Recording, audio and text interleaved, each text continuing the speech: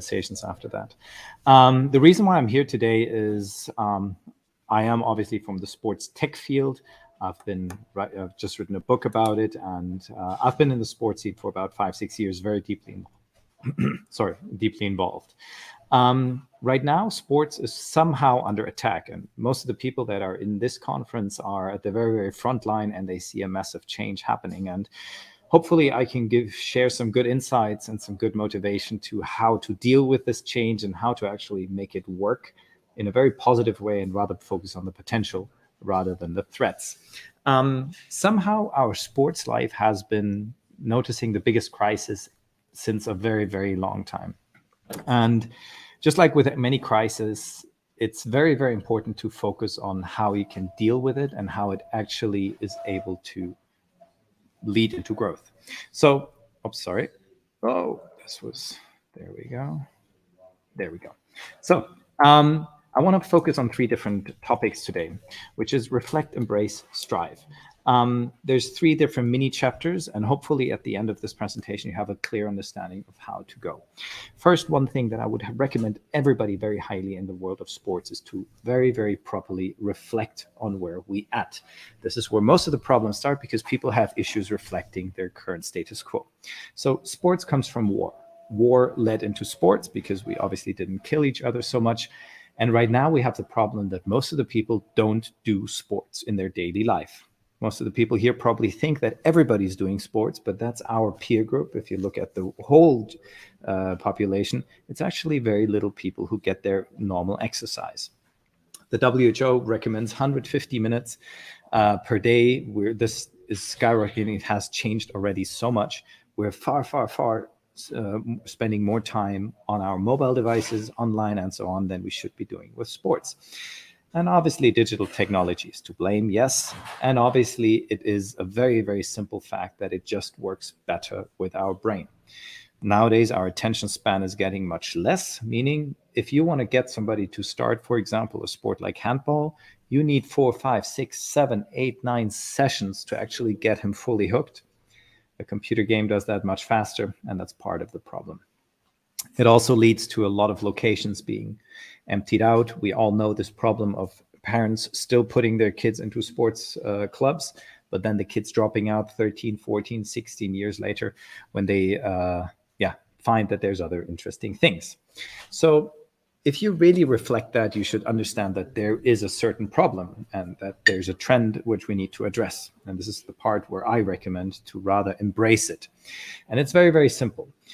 If you think about embracing a new topic, it comes down to a very simple thing. So nothing is wrong with you, nothing is wrong with me, is something that the Dalai Lama said, which is a pretty good basis to start any form of or any excursion into a thought.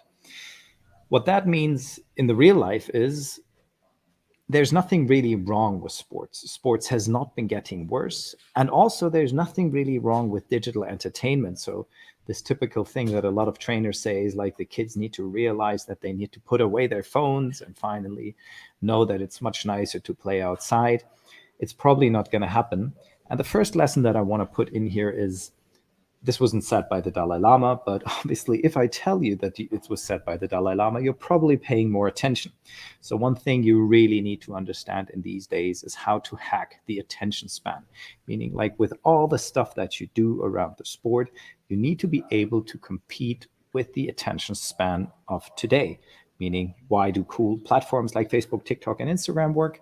Because they're short, they're very down to the point, and this is something that you should focus on as well. If you look at how long certain things took to reach 50 million users, it's insanely interesting. Because, for example, I don't know if there's 50 million active players in handball, but if you look at how long it took to actually get those, it's probably been a couple of decades.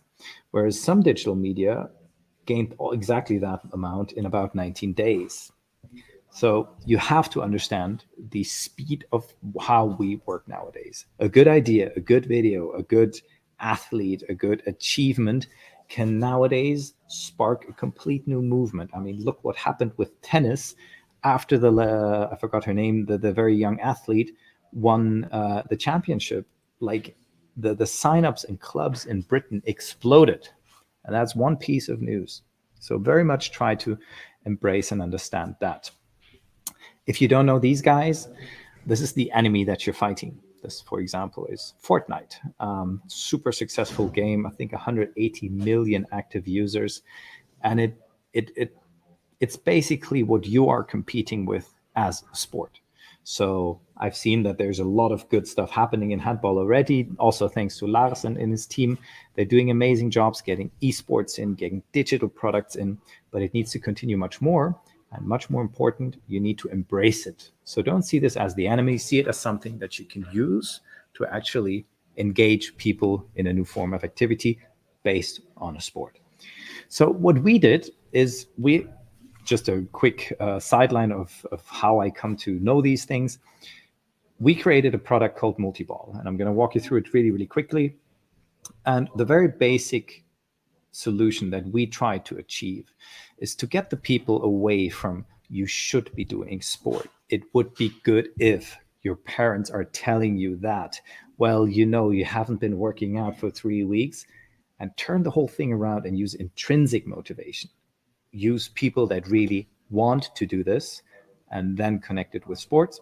So we launched Multiball, which is highly successful. You can check out this link on the I'm not going to show any videos here because this is not a sales pitch, and find out more what it is. It works with a lot of different sports. And the basic principle of how we achieved what we're achieving now, which is a lot of young people flooding into sports, a lot of high hours of constant movement, even clubs that say like, hey, it's never been as busy here as it is right now, is through three basic steps that can be applied to almost anything.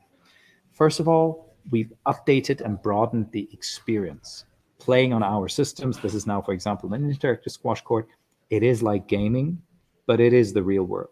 You're still throwing the same ball. You're still wearing the same shoes. You're running around in the same court, but it's a completely updated and much more exciting experience than running around little plastic cups. Second, we lowered the entry barriers.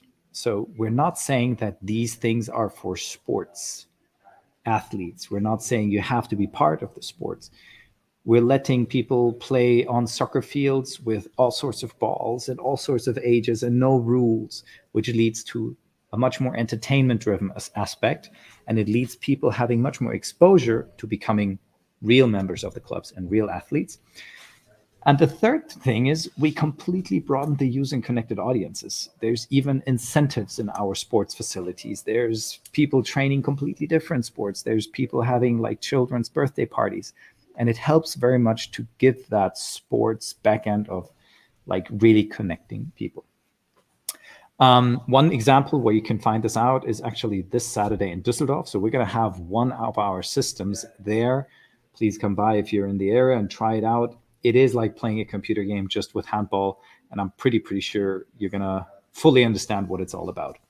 Enough advertising. So now if you really went into this topic and you're like saying, okay, cool, I kind of reflected, I kind of embrace the fact that we need to work with these technologies.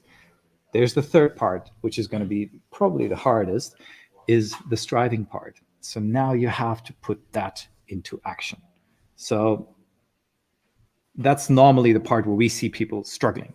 So I'm going to give you a couple of quick hints. First of all, understand that beginnings of almost anything you do are always awful. They suck. It's very simple. You're not going to be able to start a new project going into esports. You're not going to be able to start a new project of a new training facility or anything that is innovative and new without it being crap in the beginning. The trick is to embrace that, because from there you can build. We've seen that so many times. Federations, big sports government bodies, they try to go in and they think they're going to have the biggest success ever. It takes time and it's going to be hard. Manage that in your expectation. Second, I know with federations, clubs, coaches, lazy gets you killed.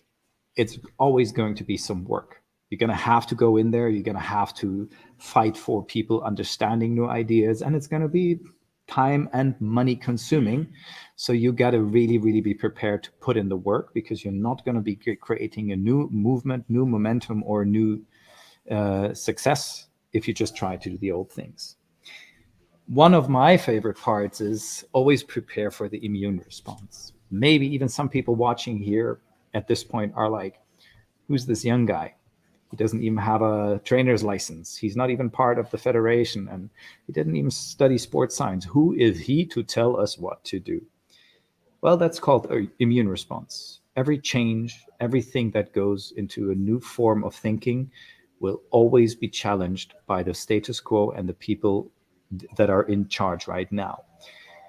There's a very nice example, and this is like a professor from the University College in London telling people that traveling by rail will physically just not be possible. And we've probably known that quite a few times, and we've had it even if you think about quitting your job, there's always somebody saying like, nah. The much worse thing, which I noticed in a lot of sports, is that we do it with our own ideas a lot of times. So just like somebody else is trying to destroy you for now going into a more innovative way of marketing handball, or new event formats, or new leagues, new forms to include tech, there's always going to be outsiders saying that that's crap, but you're also going to be challenging your own ideas a lot of times. Meaning, and this is one of my favorite quotes about that, that's the inventor of the mobile phone telling you that the mobile phone will never really be big. So it hopefully makes you think about some other crazy ideas that you might have right now. Last point, we're very different in the way we are as a startup. We're now in more than 40 countries. We're very successful by now, really creating intrinsic motivations to do sports. And the numbers are impressive, but much more important, we have a very different approach. We go out to a lot of people. We invite everybody to work with us. We're very, very giving as much as we can, obviously. So whenever you have any ideas, whenever you have even if it's just about thinking, something where you say, we have a challenge with this, young people don't like us or whatever, or reach out. We're happy to help. And by now we have a very strong network of other people who think alike. And there's some really amazing projects that came to it from the sports world, but also from academia and all sorts of other locations. My name is Markos Kern. You can find me on LinkedIn. I've also written a book, which is for now just available in German.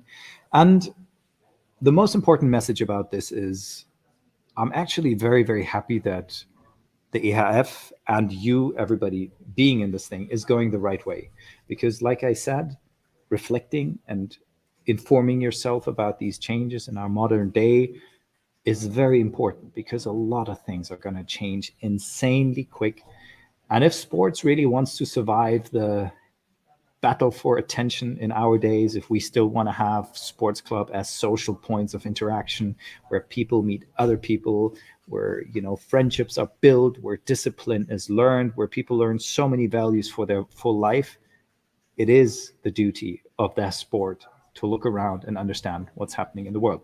And I very, very much want to thank Lars Eriksson and Mark Schober to be pushing in that direction. And in the comparison of the different sports that we are in, I think by now you're in a very good place. You're actually at the forefront of trying to figure things out, test things, and be a good role model for other sports. Thank you so much.